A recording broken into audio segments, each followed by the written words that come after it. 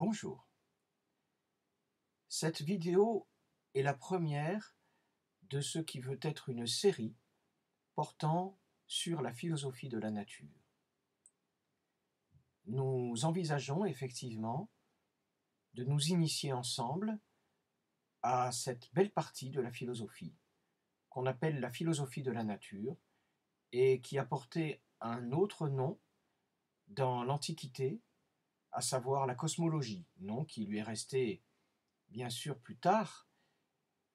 La cosmologie signifie la connaissance du cosmos, puisque logos signifie connaissance, étude, idée, tandis que cosmos, toujours dans le grec, signifie l'univers, la cosmologie et la connaissance de l'univers.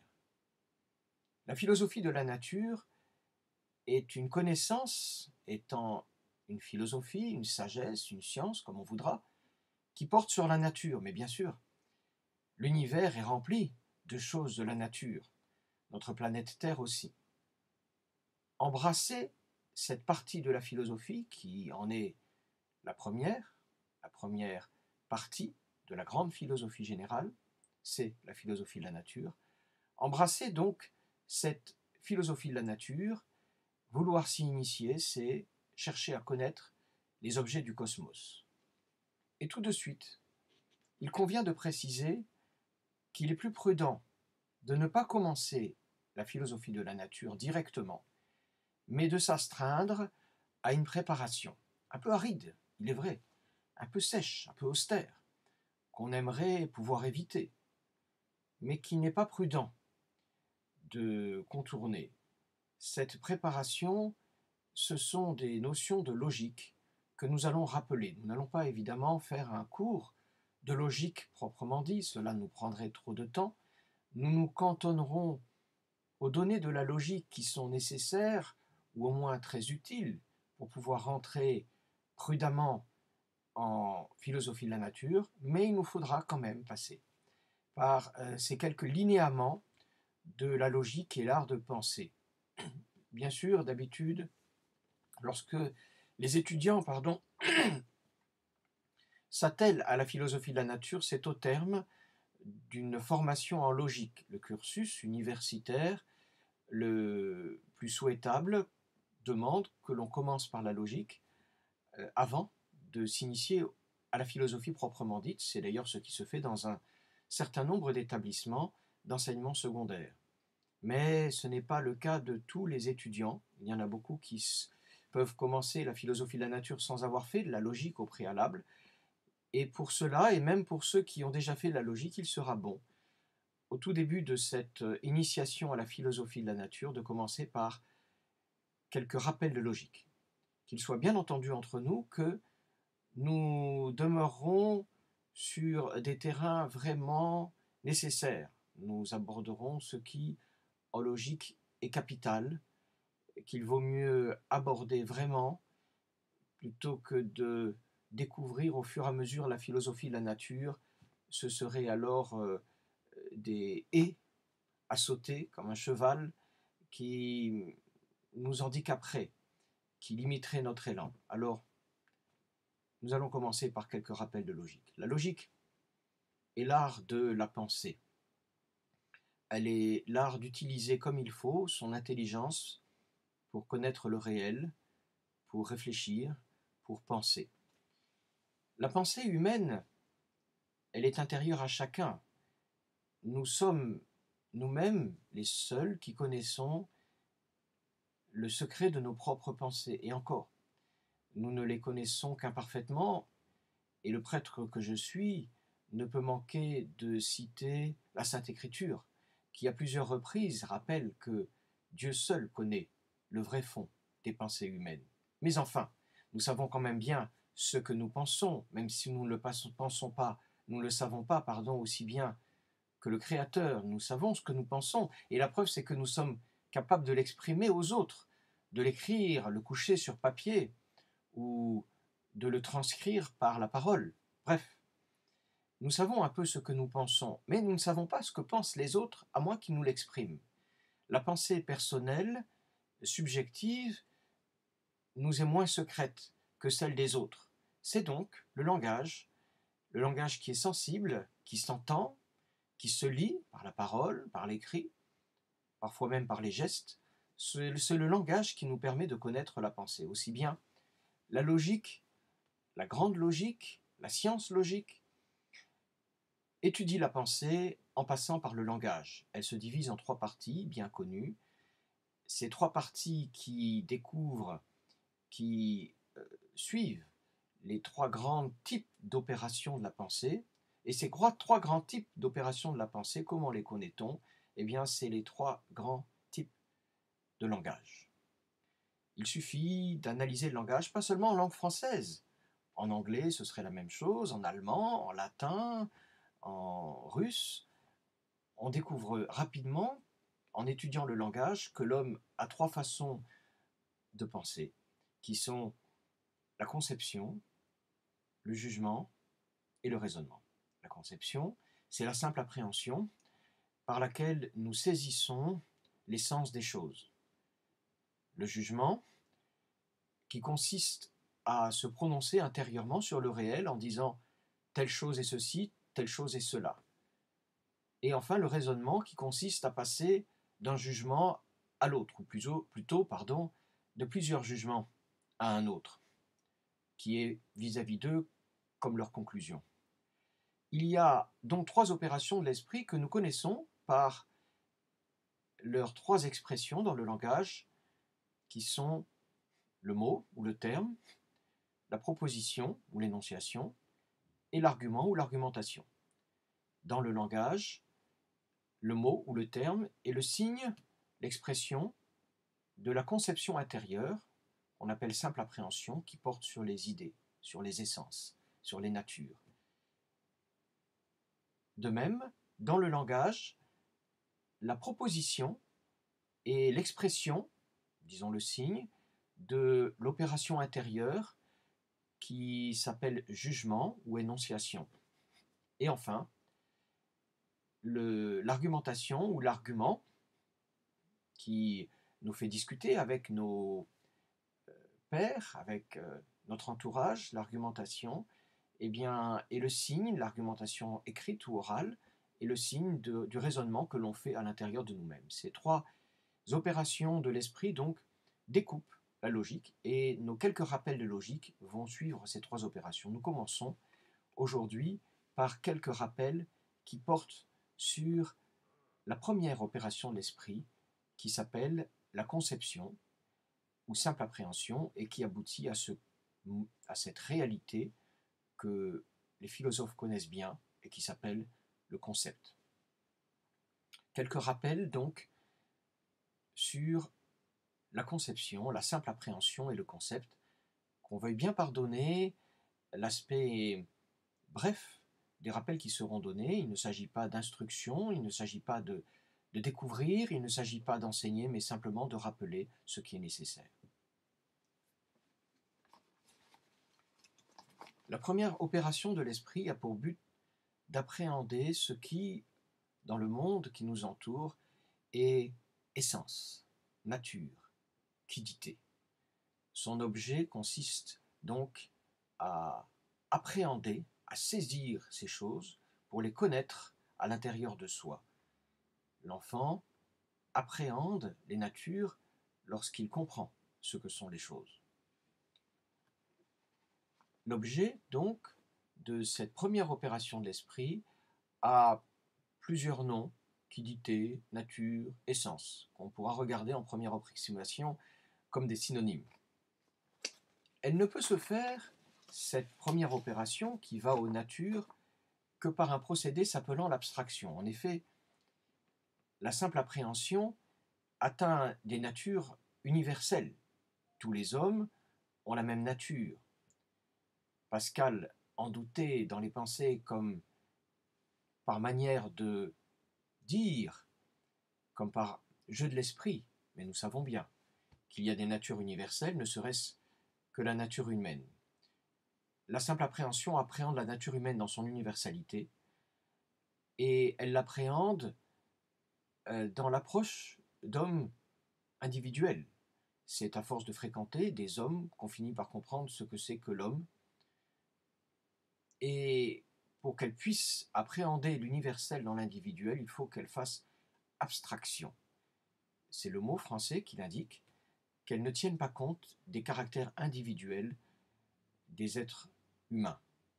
Toute conception, toute simple appréhension, toute appréhension des natures laisse de côté ce qu'il y a d'individuel dans les choses ayant la même nature pour ne porter que sur précisément leur nature commune. L'abstraction est le procédé par lequel l'être humain conçoit les choses. Lorsqu'il a conçu les choses, lorsqu'il a appréhendé les natures, il les exprime dans ce qu'on appelle une idée, un concept. Le concept est l'expression intérieure de la nature que l'on connaît. Le mot concept, donc, est synonyme d'idée, mais que l'on fasse attention, que l'on prenne garde. Car le mot idée en français est polysémique, il a de nombreux sens. On dit bien qu'il y a la bataille des idées, qu'un homme est connu pour ses idées. Il y a des idées politiques, il y a des idées religieuses. Les historiens ont leurs idées. Lorsqu'on parle d'idées, alors on parle de convictions. Ces convictions sont souvent la somme de propositions, d'affirmations. Et donc, nous sommes alors dans la deuxième opération de l'esprit. Le mot idée sert à désigner un ordre de jugement que l'on porte sur les choses. Et lorsqu'il est utilisé dans ce sens, il regarde la deuxième opération. Ici, nous gardons, pour le mot idée, le sens restreint, à savoir le concept, l'idée d'homme, l'idée de justice, l'idée de table, l'idée d'état, l'idée de beauté, que sais-je. La conception va porter essentiellement sur des êtres qui peuvent exister indépendamment du fait que les hommes les pensent. Je veux dire que si l'on observe un peu l'univers qui nous entoure, les hommes, les choses, on s'aperçoit très vite qu'il y a deux sortes d'êtres, deux sortes de choses. Les choses qui existent indépendamment du fait que les hommes les connaissent ou les pensent. On appelle ça les êtres réels. Et ensuite, les choses qui existent, qui n'existent pas si un homme ne les pense pas, si un homme n'est pas là pour les forger. Elles n'existent que dans la mesure où on les pense. On devine déjà que ces choses-là sont en nombre bien plus petit que les premières. Ces deuxièmes, on les appelle des êtres de raison. Le monde se distingue entre être réel et être de raison, à vrai dire. Presque toutes les choses sont des êtres réels. Une table, c'est un être réel. Un homme, c'est un être de réel. Le schiste est un être réel. Le carbone est un être réel. La rose est un être réel. En revanche, des choses comme la surdité, la cécité, le genre, sont des êtres qui n'existent pas sans que nous les pensions et qui n'existent que dans la mesure où nous les pensons. Prenons un exemple, celui de la cécité, c'est-à-dire l'incapacité à voir pour un homme qui, de nature, pourtant, est appelé à voir. Eh bien, la cécité, c'est l'absence d'aptitude à voir. C'est une absence dans un sujet qui devrait jouir de la présence de l'aptitude à voir, hélas. La cécité est donc une absence là où il devrait y avoir une présence. On appelle ça une privation, et cette absence étant un manque d'être, n'est pas un être. Le manque d'être, la négation, le néant relatif, voire absolu, est un être de raison. Ça n'existe pas, en fait. La cécité n'existe pas. Ce qui existe, ce sont les aveugles, mais en eux, la cécité est un pur manque. Il en est d'ailleurs de même dans l'ordre moral, on l'aborde en théologie morale et même en éthique naturelle du péché. Le péché, quant à son être proprement de péché, c'est-à-dire de difformité avec la règle morale, est une absence, est un être de raison. Les êtres se divisent en êtres réels et en êtres de raison, et la conception peut porter et sur les uns et sur les autres, mais il va de soi que son objet naturel, ce sont les êtres réels.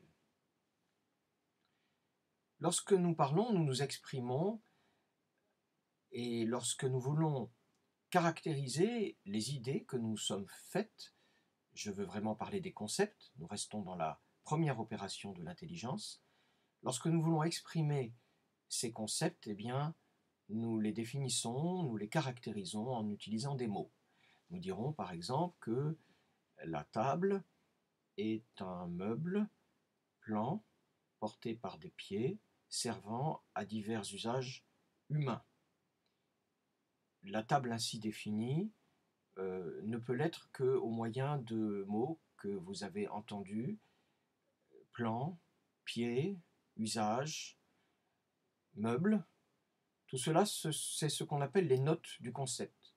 Ce sont les mots, les termes qu'on utilise pour le définir, pour faire comprendre de quoi on parle. Et l'ensemble des notes d'un concept s'appelle la compréhension. Voilà. On définit la compréhension en logique comme l'ensemble des notes qui permettent d'appréhender un concept. Un même concept, le remarquerez-vous, peut être décrit par plusieurs lots de notes. On ne peut pas continuer ces rappels sur la simple appréhension sans aborder, après la compréhension d'un concept, ce qu'on appelle son extension. Lorsque je prends une idée quelconque, par exemple l'idée d'homme, quelle est sa compréhension dont je viens de parler?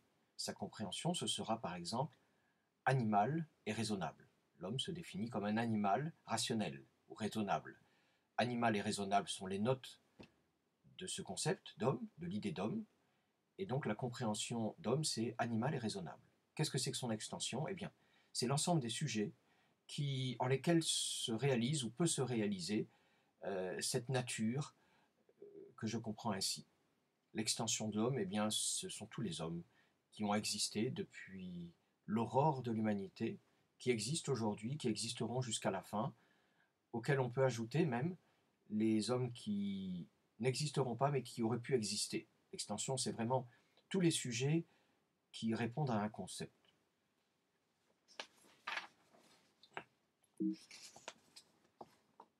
Les concepts sont divers, presque infinis. Qu'on pense à des concepts, à des idées qui correspondent à des natures, la nature des choses. Des concepts comme la couleur, comme la grandeur, comme la justice, comme le bateau, comme la mer, comme le chien, comme la science, comme la vertu, comme la religion, comme la bouteille, comme l'eau, comme l'air. Tout ça, ce sont des concepts. Il y en a beaucoup. Et ces concepts, lorsqu'on s'essaie à les comparer entre eux, on peut les comparer de plusieurs façons. Il arrive qu'ils aient quelques rapports par couple. Deux concepts peuvent être relatifs l'un à l'autre, avoir quelques rapports. Et l'un de ces rapports qui va intéresser particulièrement la logique, c'est le rapport d'opposition. Lorsque des concepts sont opposés, c'est-à-dire qu'ils ne peuvent pas se trouver ensemble, dans le même sens évidemment, dans le même sujet et sous le même rapport. Prenons un exemple. Un homme ne peut pas être riche et pauvre à la fois. Riche et pauvre sont deux concepts qui s'opposent. De quoi aurons-nous besoin en philosophie de la nature en matière d'opposition de concepts? Nous aurons besoin de savoir une donnée de la logique que je vous présente, puisque nous sommes ici dans des raccourcis purs. Cette donnée, c'est qu'il y a 4 sortes d'opposition des concepts. Les concepts peuvent être opposés de 4 façons. La première, ce sont des concepts contradictoires, lorsque des concepts se contredisent l'un l'autre. Par exemple, homme et non homme, ou bien blanc et non blanc, ou bien riche et non riche. Être non homme, ça n'est pas être homme, ces deux concepts sont contradictoires, l'un est la négation de l'autre. La deuxième façon d'opposition, c'est la contrariété. On confond souvent la contrariété avec la contradiction. Mais la contrariété est autre chose. Deux concepts sont contraires lorsque, relevant d'un même genre, ils en sont les extrêmes. Disons, sans faire trop d'études chromatiques, parce que ça n'est pas le lieu, que le blanc et le noir sont des concepts contraires. Ils sont dans le même genre, couleur, et ils sont les extrêmes de ce genre. La troisième façon pour des concepts de s'opposer, eh bien, c'est la privation. Lorsqu'un concept est la privation de l'autre. La privation est toute proche de la négation. La toute première forme d'opposition que j'ai mentionnée à l'instant. Car la privation comporte une négation, mais c'est un classique de la logique. La privation est la négation dans un sujet qui normalement devrait avoir cette chose. Prenons un exemple.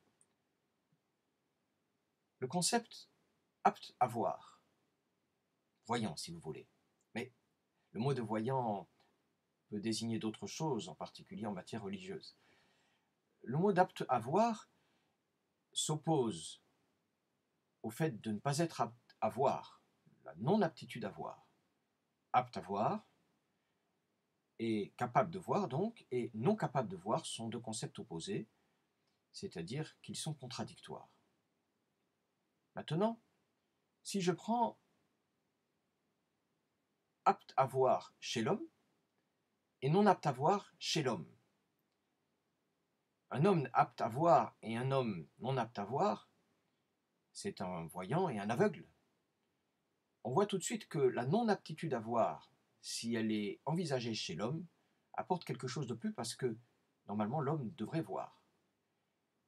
Elle est donc pas une pure négation, comme dans la première opposition, mais elle est la négation dans un sujet qui devrait avoir ce qu'elle nie. On appelle ça la privation. Et cette idée de privation aura son rôle dans la philosophie de la nature très vite. Il est bon de l'introduire dans ses préliminaires. La quatrième façon dont des concepts peuvent s'opposer nous intéresse assez peu ici. Il s'agit de deux concepts relatifs. L'exemple le plus parlant est père-fils. Père et fils sont deux concepts, deux idées. Ils renvoient à des natures, le fait d'être père, le fait d'être fils. Et on ne peut pas être père et fils en même temps. Mais qui dit père dit fils, et qui dit fils dit père. Ce sont là les quatre formes d'opposition des concepts. Nous allons nous arrêter là pour cette première leçon qui a porté sur les rappels de logique. Nous avons parlé de la simple appréhension. Nous n'en avons pas terminé avec elle, mais nous avons dit, je crois, j'espère, l'essentiel de ce qui peut être utile à quiconque veut entrer en philosophie de la nature sans craindre par la suite d'être arrêté ici ou là parce qu'il lui aura manqué des connaissances qui lui seraient utiles. Je vous remercie de votre attention et je vous dis à bientôt. Que le bon Dieu nous bénisse.